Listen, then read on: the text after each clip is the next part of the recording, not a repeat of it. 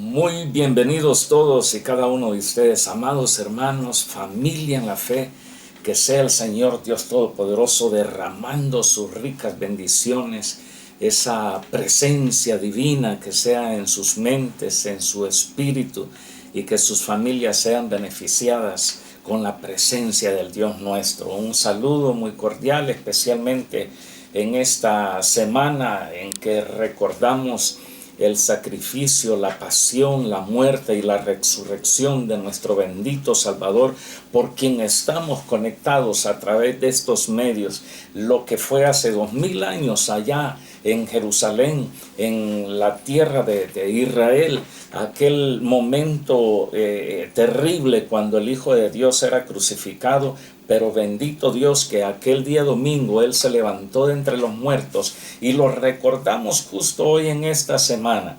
Que sea Dios ayudándoles y ayudándonos a todos nosotros a poder compartir el mensaje de salvación, la oportunidad que Dios nos da a todos los hombres, a todas las mujeres, de todas las edades, de todas las nacionalidades, que el Señor abre sus puertas y llama al pecador para que venga a estar a cuentas con Él. Aprovechemos este tiempo de Semana Santa y despojémonos un poco del ritmo del mundo. No caigamos en esa afluencia de personas en que se dedican simplemente al placer mundano, por decir así, pero que pensemos por un momento en el sacrificio de Cristo allá en la cruz del Calvario. Sea el Señor derramando sus ricas bendiciones en sus congregaciones, porque sé de que de varias iglesias ven estas enseñanzas del libro de Apocalipsis. Que Dios otorgue gran bendición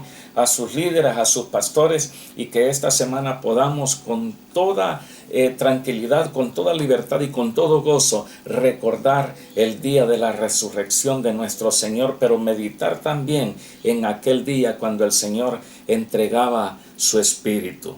Sin más ni más, volvemos nuevamente hoy día, este día miércoles 27 de febrero, al estudio de la palabra de Dios. Comenzamos la semana pasada con la séptima trompeta del Apocalipsis y continuamos hoy día. Hay tanta riqueza, tanta revelación en estos capítulos, en esta séptima trompeta. Hay tantos conceptos, tantas enseñanzas, y vamos a continuar hoy día. Por favor, acompáñenme al versículo 18 del capítulo 11 de Apocalipsis. Esto fue lo que dejamos pendiente. Aquí arrancamos o concluimos la semana pasada sobre la séptima trompeta del Apocalipsis, que dice la palabra de Dios: y se airaron las naciones, y tu ira ha venido, y el tiempo de juzgar a los muertos. Ha venido el tiempo prácticamente de juzgar a los muertos. Cuando estuve mencionando de juzgar a los muertos, mencioné también que esto tiene que ver mucho también con lo que es los juicios de Dios.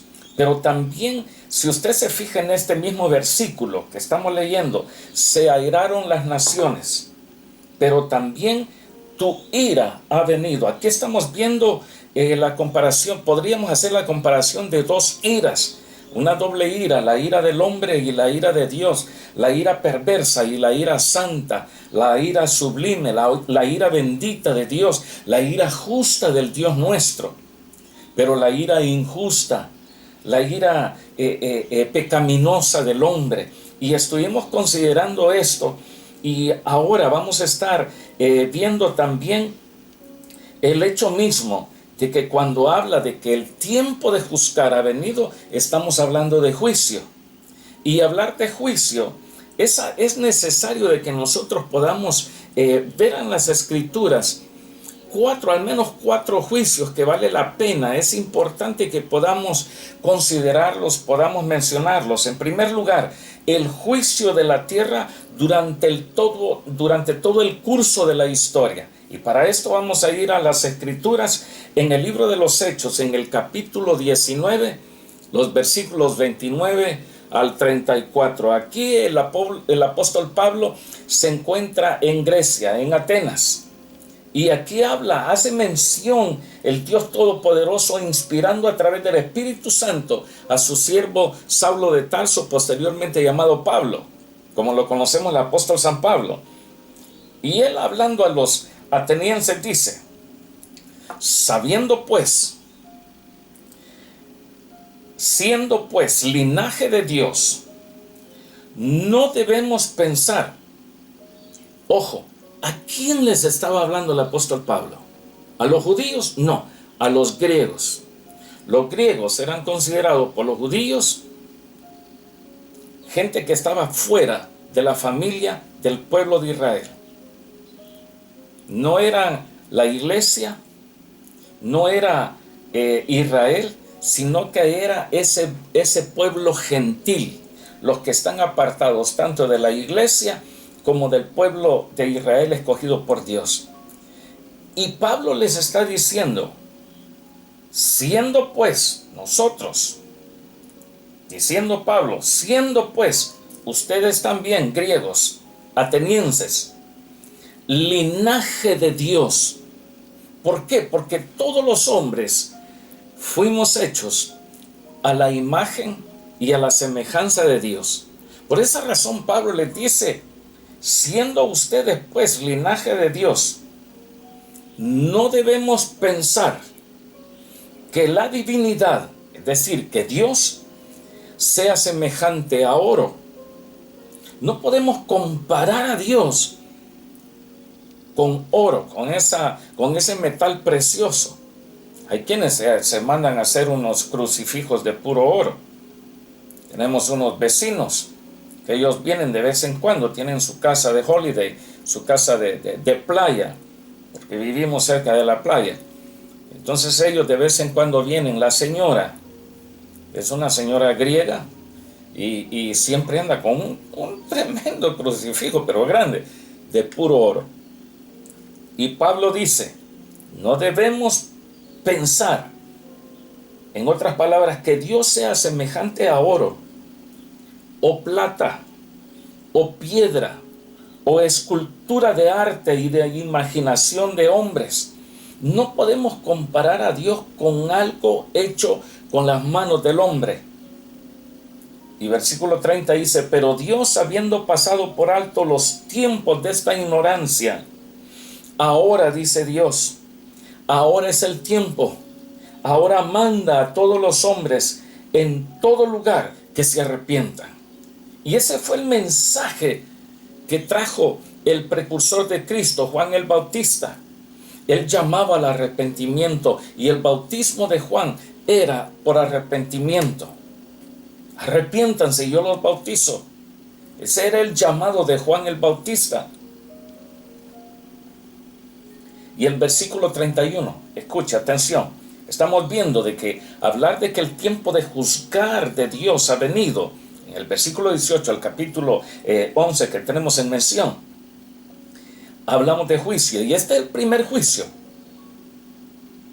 que considero importante mencionar: el juicio de la tierra, o en otras palabras, de todos los seres humanos durante todo el curso de la historia. Y dice el versículo 31: por cuanto ha establecido, ¿quién? Dios. Dios ha establecido un día en el cual juzgará al mundo con justicia, por aquel varón a quien designó, dando fe a todos con haberle levantado de los muertos. Dios ha establecido un día en el cual juzgará al mundo con justicia. ¿Y qué es lo que acabamos de leer con lo que arrancamos hoy día? Porque el tiempo, las naciones se airaron, y el tiempo de tu ira ha venido, y el tiempo de juzgar también a los hombres, a los malos, a los perversos ha venido. Es lo que estamos considerando. Y Pablo, el gran apóstol Pablo, dice: Dios ha establecido un día en el cual juzgará al mundo con justicia, por medio de aquel varón, es decir, por medio de Cristo el Señor, a quien dando fe a todos los hombres, levantándole de los muertos. Y dice: pero cuando oyeron lo de la resurrección de los muertos, unos se burlaban de Pablo.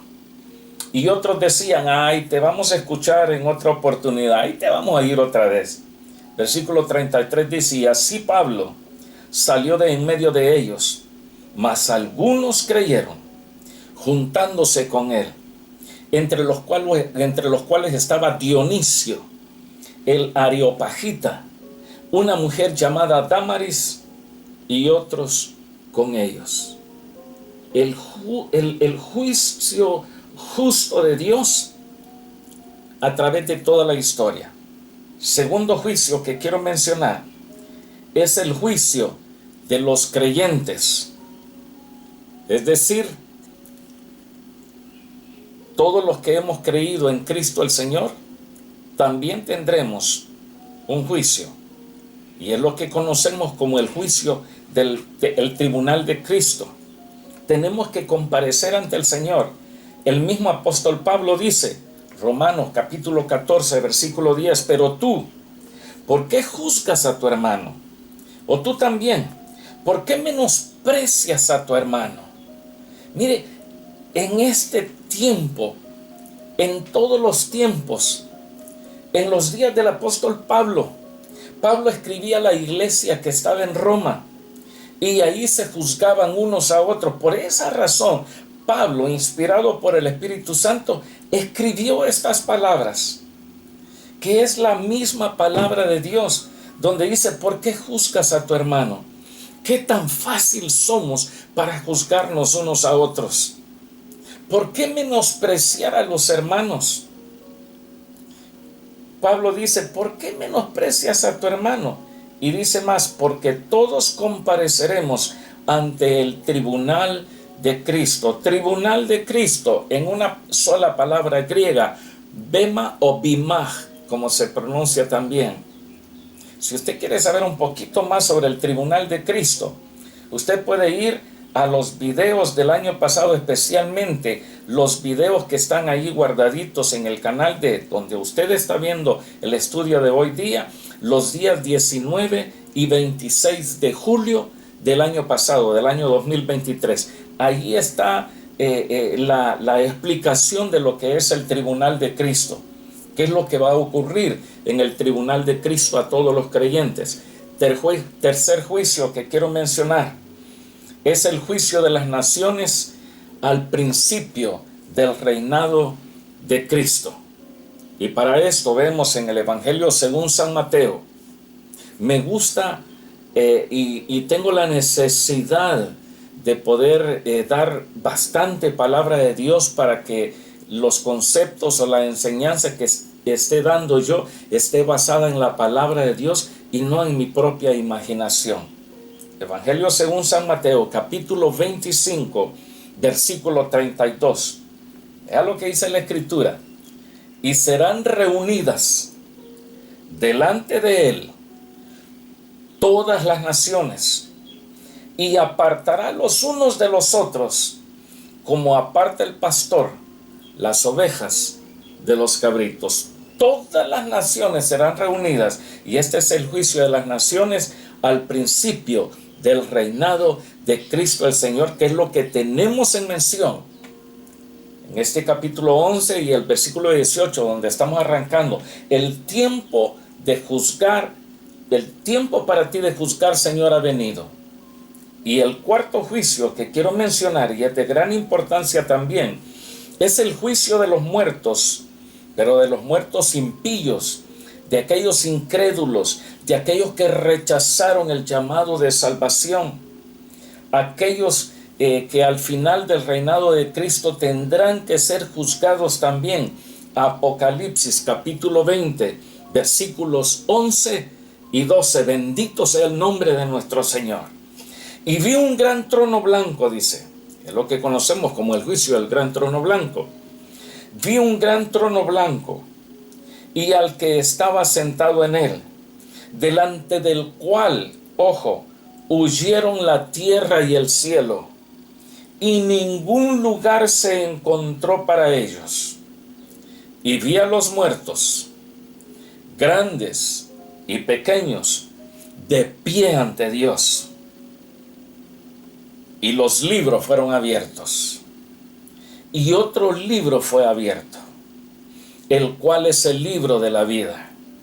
Y fueron juzgados los muertos por las cosas que estaban escritas en los libros según sus obras. Cuando hablamos de las obras ejecutadas o hechas por el mortal acá en la tierra, por lo general lo reducimos a las malas acciones. Y las malas acciones nosotros las reducimos a todas aquellas cosas que en los parámetros de la moralidad humana son considerados acciones malignas, perversas. El que roba, el que miente, el que, qué sé yo, el fornicario, el adúltero, el mentiroso. A todos estos los metemos ahí, pero aquí hay más que eso. Aquí podemos también hablar de todos aquellos que rechazan el llamado a salvación.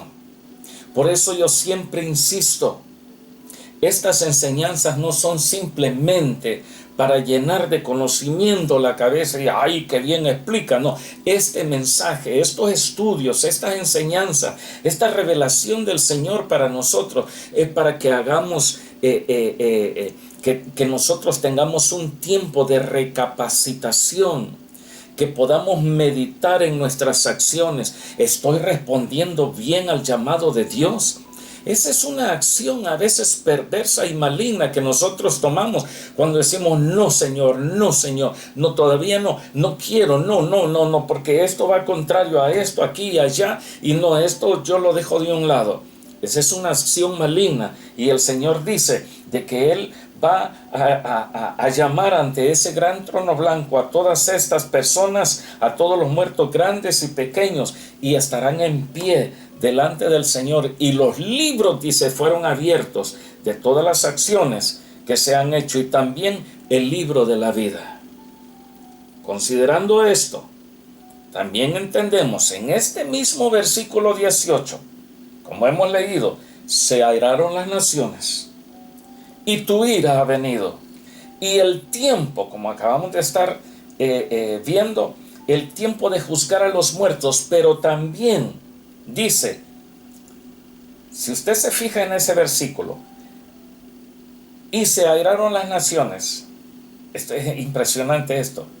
A veces gramaticalmente no ponemos atención, pero si usted se fija, y se airaron las naciones, y tu ira ha venido, y el tiempo de juzgar a los muertos, y de dar el galardón a tus siervos los profetas, a los santos, y a los que temen tu nombre, a los pequeños y a los grandes. Esa palabra y, o esa letra I, mejor dicho, es una palabra que gramaticalmente se le conoce como conjunción. Es algo que une. Y aquí está hablando de que el tiempo de juzgar a los muertos ha venido, pero también une en que el tiempo de dar el galardón a los siervos de los profetas de Dios, a los santos de Dios, a los que temen su nombre, a los pequeños y a los grandes, ese tiempo también ha venido. Pablo escribiendo a los Corintios respecto a esto, el galardón que será entregado a los siervos de Dios, a los que creen su nombre, a los pequeños, a los grandes. Mire, cuando habla de pequeños y grandes, en el mundo habemos millones de creyentes, pero no todos somos reconocidos.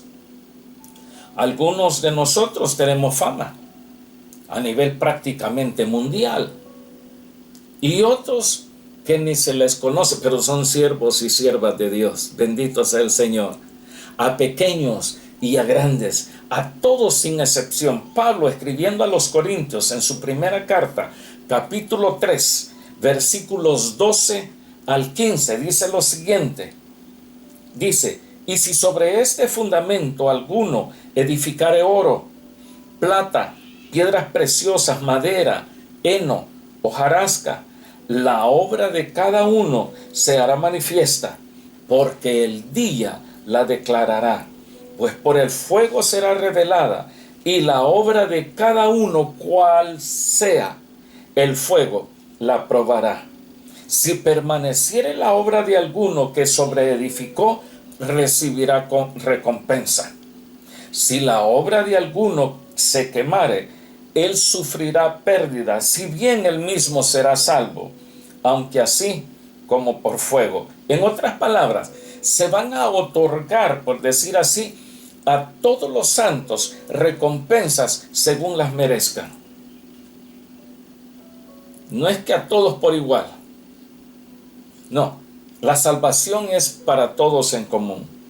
Pero lo que está hablando, el tiempo de dar el galardón de Dios en el versículo 18, el capítulo 11 de Apocalipsis que tenemos en estudio, ese tiempo ha venido y los galardones para el pueblo de Dios vienen también. No solamente es tiempo de juicio, es tiempo de galardones. Bendito sea el Señor. Y es aquí donde nosotros vemos de que en el reino de Dios habrá una gran variedad de grados y de posiciones. Niveles de honor van a ser diversos. Aquellos que se esforzaron aún más de lo establecido o fueron más allá de lo que la mayoría fue, recibirán grandes galardones. Muchos se conforman con que les lean las escrituras allá el domingo en la iglesia, en el servicio, en el culto. El predicador trae su Biblia, él la lee, ¿para qué la voy a estar leyendo yo? Pero hay otros que no, se dedican a leer, a escudriñar. Vayamos más allá de donde va la mayoría de los creyentes. Salgamos, como alguien dijo, salgamos del montón. Hagamos la diferencia. Los creyentes fieles de todas las épocas de la historia de la iglesia seremos generosamente recompensados por el Señor. Ese tiempo ha venido, pero también será tiempo, en este versículo 18, ya llevamos dos cosas. El tiempo de juzgar a los muertos, uno. Ahora, también el tiempo de dar galardón a los siervos de Dios, segundo. Pero también ha llegado el tiempo de destruir a los que destruyen la tierra. En ese versículo 18 que tenemos en estudio, aquí estamos hablando de retribución o del castigo. Por ejemplo, Satanás, la bestia, el falso profeta y todos aquellos que lo hayan seguido deberán recibir lo que merecen todas sus maldades. Veamos las escrituras. Evangelio según San Lucas, capítulo 19, versículos 12. Escritura un poquitito larga. Versículo 12 hasta el 27. Aquí va a haber algo bien impresionante al final. Dice, dijo pues, aquí está hablando el Señor Jesucristo, un hombre noble se fue a un país lejano para recibir un reino y volver. Y llamando a 10 siervos suyos, les dio 10 minas y les dijo, negociad entre tanto que vengo. Escuche bien lo que dijo el Señor. Vayan y hagan negocio. Un negociante es alguien que hace ganancias. Y el Señor le dijo a estos 10 siervos suyos, dándoles ese capital, vayan y hagan negocio con lo que yo les estoy dando. Versículo 14. Pero sus conciudadanos le aborrecían y enviaron tras él una embajada diciendo, no queremos que éste reine sobre nosotros. Aconteció que vuelto él, después de recibir el reino, ojo, por favor no pierda el hilo, estamos en el versículo 18 del capítulo 11 de Apocalipsis, ahí estamos viendo lo que Dios va a hacer con todos aquellos, con los destructores que destruyen la tierra. Y aquí el Señor está hablando de que ese tiempo también ha venido. Vino también el primero. Versículo 15. Aconteció que vuelto él, después de recibir el reino, mandó llamar ante él a aquellos siervos a los cuales había dado el dinero. Llamó a sus siervos, no llamó a los que le rechazaron, llamó a sus siervos, a quienes les había dado el dinero, para saber lo que había negociado cada uno. Versículo 16. Vino el primero diciendo: Señor, tu mina ha ganado 10 minas. Wow. Él le dijo: está bien, buen siervo, por cuanto en lo poco has sido fiel, tendrás autoridad sobre 10 ciudades. Vino otro diciendo: Señor, tu mina ha producido 5 minas. Y también a este dijo: tú también sé sobre 5 ciudades. Vino otro diciendo: Señor, aquí está tu mina, la cual he tenido guardada en un pañuelo. Yo hice mención al principio de este pasaje de Lucas, que el Señor les dio, tomó 10 minas y se las dio a sus siervos y les dijo: vayan y hagan negocio con ellas. El negociante, insisto, hace ganancias, pero este le dijo: Señor, aquí está tu mina, la cual he tenido guardada en un pañuelo, porque tuve miedo de ti, por cuanto eres hombre severo, que tomas lo que no pusiste y ciegas lo que no sembraste. Entonces él le dijo: mal siervo, por tu propia boca te juzgo. ¿Sabías que yo era hombre severo, que tomo lo que no puse y que ciego lo que no sembré? ¿Por qué pues no pusiste mi dinero en el banco, para que al volver yo lo hubiera recibido con los intereses? Y dijo a los que estaban presentes: quitadle la mina y dadla al que tiene las 10 minas. Ellos le dijeron: Señor, tiene 10 minas ya. Pues yo os digo que a todo el que tiene se le dará, mas al que no tiene, aún lo que tiene se le quitará. Y versículo 27. Esto es serio, muy serio. Por favor, tómelo. Versículo 27 es como una palabra de advertencia para nosotros. Y dice: y también a aquellos mis enemigos. Primero el Señor trata con sus siervos, y ahora habla con todos aquellos que le rechazaron, que no quisieron, que no querían, que dijeron: no queremos que este reine sobre nosotros. Así como muchos hasta hoy día rechazan al Cristo de la gloria. No rinden su corazón, no abren las puertas de su corazón, no le dicen: ven a mi corazón, Señor, por favor perdona mis falsedades, mis pecados, mis errores, mis fallas. Y el Señor los llama y les dice: ven, únete a mi pueblo, únete a mi iglesia. Y muchos dicen: no, todavía no, no quiero. Y vea lo que el Señor dice: y también a aquellos mis enemigos que no querían que yo reinase sobre ellos, traedlos acá y decapitadlos delante de mí. Wow, esta es una palabra muy seria.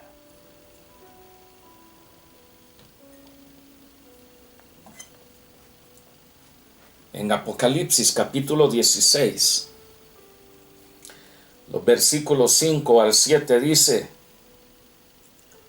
y oí al ángel de las aguas que decía: justo eres tú, oh Señor, el que eres y que eras, el santo, porque has juzgado estas cosas, por cuanto derramaron la sangre de los santos y de los profetas, también tú les has dado a beber sangre, pues lo merecen.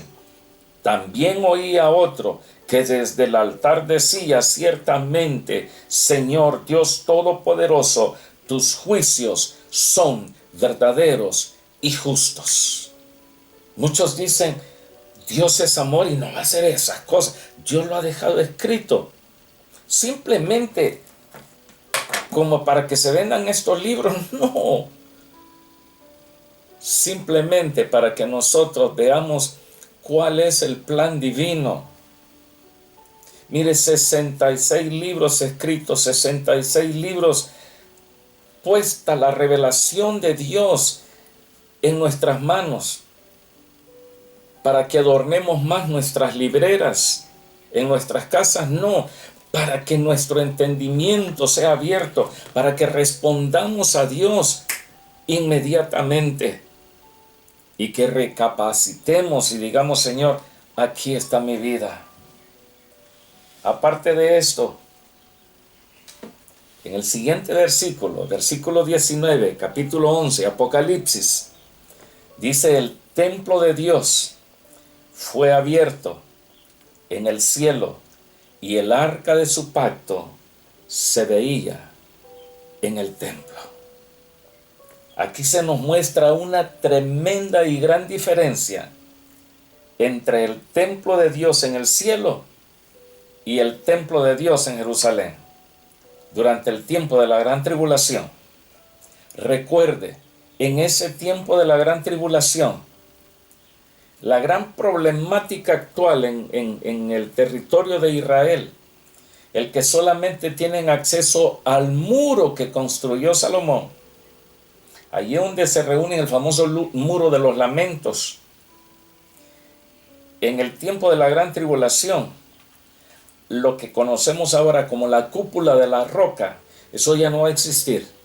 Eso lo van a derribar y van a dar lugar al tercer templo en Israel. Recuerda, el primero fue el que hizo Salomón. Se fue destruido. Lo volvieron a levantar, que fue lo que encontró el mismo Señor Jesucristo en sus días acá en la tierra.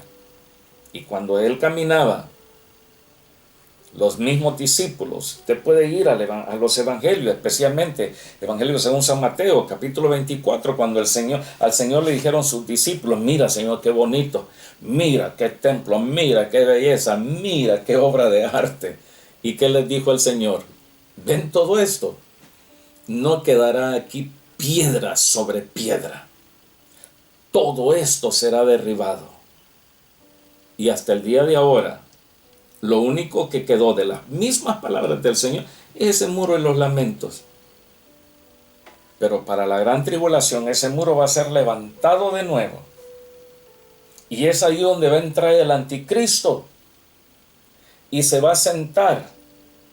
Y va a ocupar el lugar de Dios, haciéndose pasar por Dios mismo. Y ojo, acá en este versículo 19 dice: el templo de Dios allá en el cielo fue abierto y el arca de su pacto se veía adentro del templo. Mientras eso ve Juan en revelación, acá en la tierra, en Jerusalén, estará el tercer templo, pero muy diferente al templo en los cielos. El enemigo va a profanar ese santo lugar, el anticristo. Y aparte de eso es cuando se va a manifestar la justicia de Dios. Ahora que el tiempo del juicio de Dios ha llegado, Dios descubre su templo celestial, como dando a entender de esta manera, pues, de que con el juicio el final también ha llegado. Todo ha llegado a su fin. Ha llegado prácticamente. En estos versículos estamos viendo el momento glorioso, la culminación del plan divino, la restauración del pueblo de Dios, la restauración de la adoración celestial también. Cuando hablo de la adoración celestial me refiero a la adoración a Dios, pero ya de la forma como Dios lo ha preparado desde tiempos antiguos. Y cuando ese templo se abre, según hemos leído en este versículo 19, y el arca de su pacto se veía dentro del templo. El arca del pacto para Israel era lo más sagrado. Los sacerdotes no podían entrar donde estaba el arca del pacto. Solamente uno de los sacerdotes que ocupaba el lugar de sumo sacerdote, y tampoco podía entrar a la hora que quisiera. Voy a ir a ver el arca. A mí me gusta ver los querubines, uno a un extremo, es lindo los querubines, bonito, me gusta. No, el sumo sacerdote entraba una sola vez al año, con sangre de animal inocente, el día de la redención. Era el único momento cuando el sumo sacerdote llegaba a pedir perdón por los pecados de él mismo y los pecados de todo el pueblo. Ahora, solo el sumo sacerdote podía ver el arca del pacto una vez al año. De ahí los demás sacerdotes no podían verlo. El pueblo menos. Pero ahora que vemos este versículo 19 de Apocalipsis 11, vemos que el templo de Dios está abierto. ¿Usted sabe hasta dónde tenía acceso la mayoría de las personas del pueblo de Israel en la casa de Dios? Hasta el patio llegaban. Y de todos los que llegaban solamente hombres. Había un patio especial para las mujeres. Ellas no podían llegar precisamente donde llegaban los hombres con todas sus ofrendas, sus sacrificios, llevaban sus animalitos. Aquí traigo esta tórtola o palomita, los más pobres. O traigo esta oveja, o traigo este ternero, esta ternera, para presentársela al Señor. Allí no podían llegar todos y pasar de ese lugar. Pero ahora vemos en Apocalipsis que el templo de Dios se abre. Aleluya. Mire, el arca de su pacto se veía dentro del templo. ¿Qué fue lo que ocurrió cuando Cristo murió? Y de lo que recordaremos esta semana, justo este día viernes, cuando el Señor Jesucristo expiró en la cruz del Calvario. Hubo tinieblas en toda la tierra. Hubo un gran terremoto. Los sepulcros de muchos santos se abrieron y volvieron a la vida. Pero no solamente eso, había confusión en la gente. Los mismos romanos, los que estaban vigilando la crucifixión de Cristo y de los otros dos, ellos llegaron a exclamar, uno de ellos llegó a exclamar y a decir, verdaderamente este era Hijo de Dios.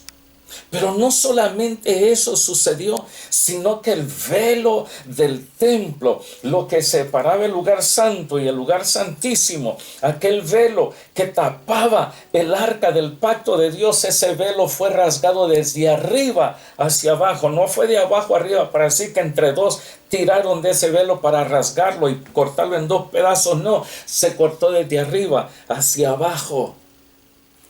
Y el arca del pacto quedó descubierta. ¿Por medio de qué? Por medio de la muerte de Cristo en la cruz del Calvario. Ahora Juan, él ve y dice, el templo de Dios es abierto para que todos lo vean.